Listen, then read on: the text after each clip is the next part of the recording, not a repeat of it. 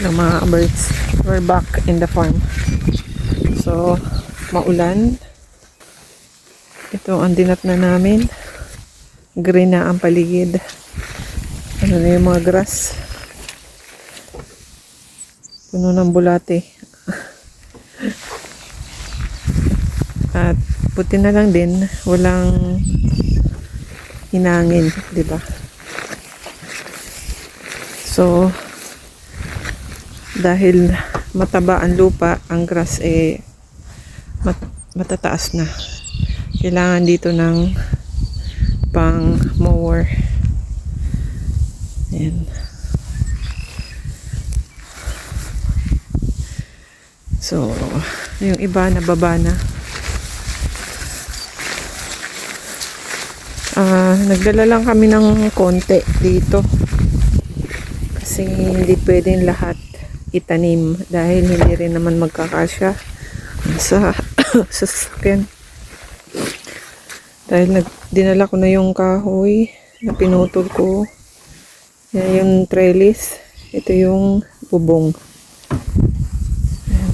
So, ibababa na namin. So, yun na yung higaan namin, mga ka-birds. Diyan na kami matutulog. Kailangan ayusin ang higaan bago magtrabaho. Kasi pagpagod ka na, wala ka ng energy na mag-ayos ng kama. Ayan. So, kaya ako nag-decide na ito yung tulugan namin. Kasi nga, maulan. Pag nag-impake, napakahirap. Mahirap mag-impake pag maulan. Saka, uuwi mong basa. So, kaya ito yung the best na setup. Kasi, wala eh. Ayan. Saka, hindi naman kasi to inuulan dahil nga may bubong naman to. Takip. Ayan. So, ready to sleep na yan. Saka namin itatanim to ngayon. Daming yung gagawin. Yung bubong pa. So, let's see kung ano matatapos namin. Kasi nga, sa sobrang dami, kung ano lang yung matapos namin, yun lang. Kasi, overnight lang kami dito mga ka-birds. Supposed to be, kahapon pa. Kaso, pagod sa biyahe, galing kami sa bakasyon. Galing ng bakasyon, pero pagod. So, nakakaintindi dyan pag galing sa bakasyon, pero pagod magbalik. So, kaya, kung ano lang yung magawa namin, sana matapos namin yung dapat gawin, di ba? Sana. Yun ang goal. So, yun. Start na ng work. Wandering around si mama. Hindi nyo kita. Kalayo niya.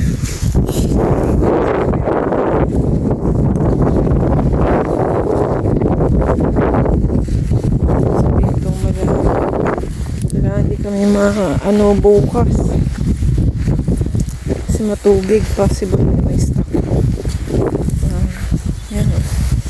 Kaya natin mga kabirds yung kaya kung may tubig. Ba, meron nga naman tubig. May nagdumi dito. Aba, oh. Diba mga ka-birds? Aba, success. Taas kaya. Ilang ano din yan? Tubig. Ilang galon din yan. Diba? Ayos. Napuno yan, di magaling. Di every year may tubig kami. Ito magaling yung taniman.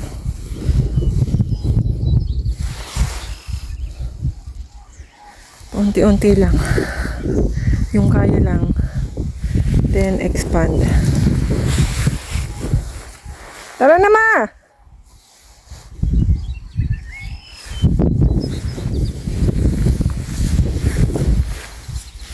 Yung kabila, oh, tingnan nyo, brown na brown. Kasi kinakat nila every year. So kami, grassy. Di naman namin to kinakat. Tubig. Tubig. So malamang kung dito kami naghukay, matubig dito. Kumbaga mababa to. Ibig sabihin mas mataas-taas pa yan. Dako na bagang tubig!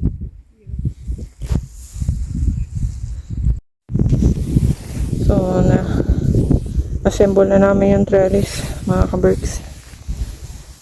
Ayan, bukas, hukayin na lang para maitayo at malagyan ng yung trellis. Pero yung isa nakalimutan ko kung nasaan, naiwan ata.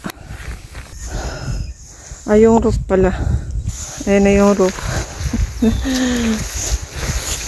Hindi ako maka-video mga kaberks na ang cellphone ko nasa labas dahil umuulan. Ngayon lang medyo tumila ang ulan. So ito na pala yung bubong. Yan ang nagagawa ng DIY. Basta lang. So pag umulan, at least sasahod dyan. Yan.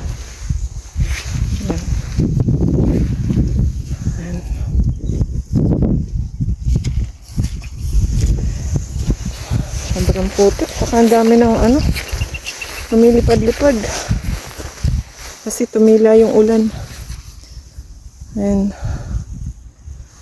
Ang daming lamok. Yan ang pag maulan, mababasa. Pag naman,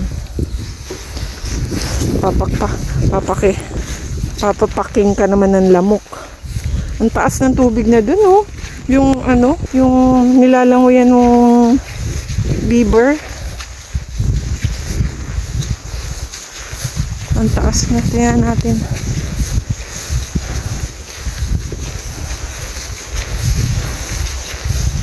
Dito wala ng tubig, tuyo. Pero dun, oh. Tingnan mo. Yung swan. Bibe. Lumalangoy.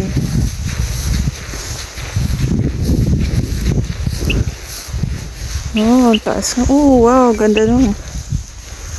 Ibon. Tignan mo, oh. Basang-basa dito. So, malamang kung to taas pa to, possible na umabot pa to dito. Laki. Taas na, oh. Oh.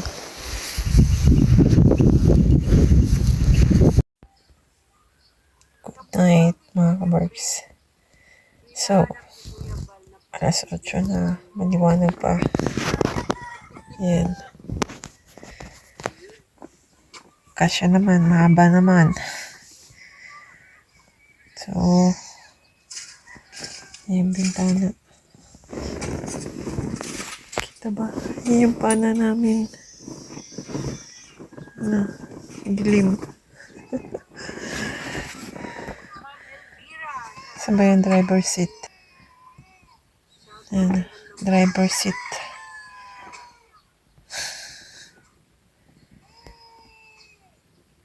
Good night.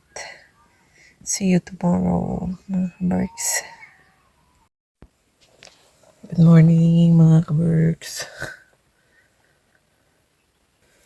So, ang challenging nito ang pagsuot ng pantalon sa sasakyan. Dahil walang tent, dito lang sa sasakyan.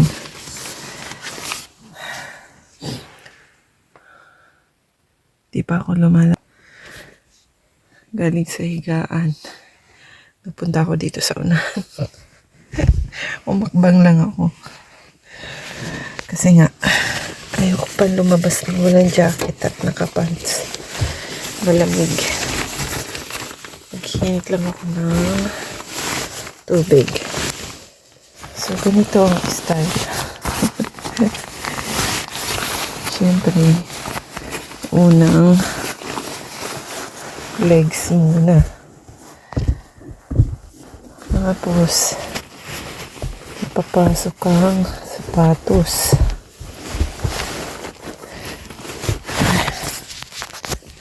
Diba? Napakahirap. Ganyan talaga. Kasama sa buhay. Ang hirap. Kapalit ay saya. Dito naman sa kabila.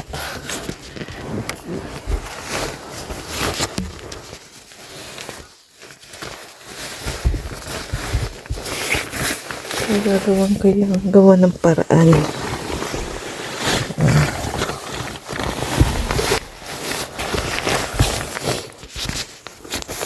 Tapos suot ng sapatos.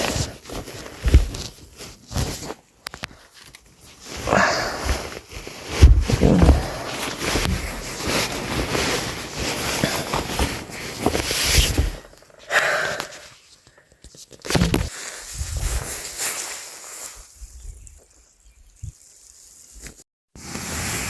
Ganyan lang ako nag-init ng tubig, mga kabuks.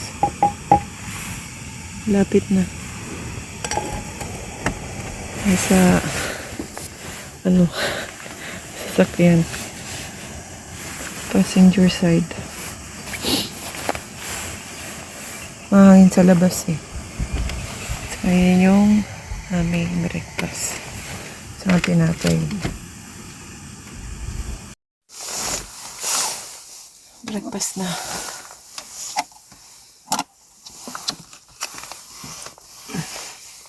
Malagyan lang yun siya.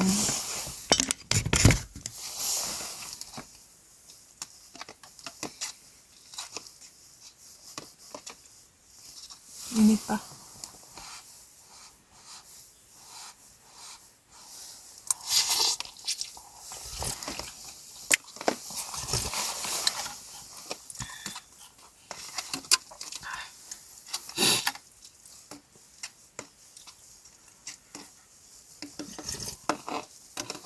Masyado na to yung noodles.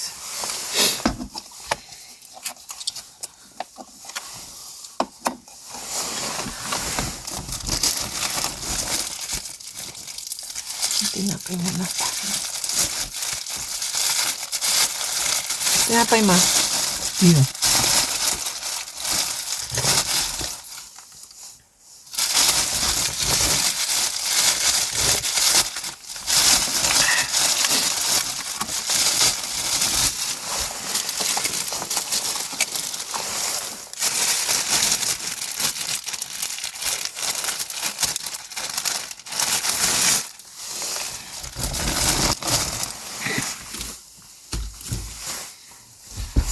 Pasok ka muna yung sa ibabaw para mag-init. See you later. See you later. Ay mga ka-berks. So, namin yung gapangan ng ampalaya. Siyempre kapagod, di ba? Kapagod pero kailangan gawin. Dahil kung hindi, walang resulta. Malamok pa, maulan. So, ito ang buhay ng nagtatrabaho sa labas, na nagpa-farming. Kaya huwag kayong magtaka kung mahal ang bilhin. Ay. So, yan na. Materialis pa lang. Seeds. Labor. So, yan mga ka-berks. Kalabasa, tinaniman ko na. Ayan na yung mga kamote. So,